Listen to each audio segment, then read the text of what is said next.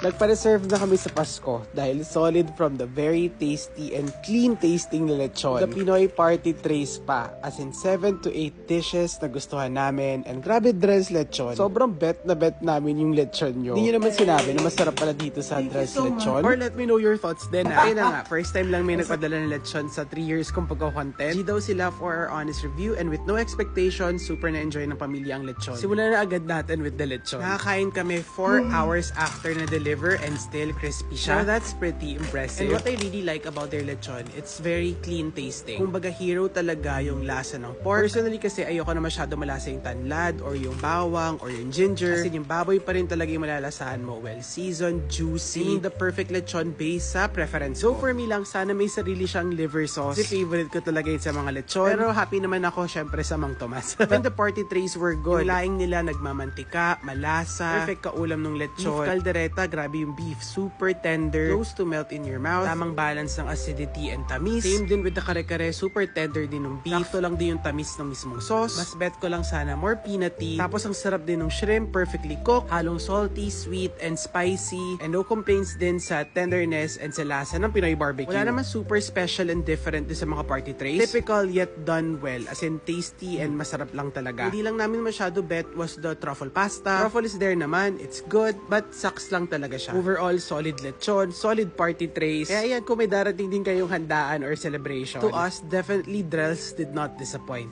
Ichoy!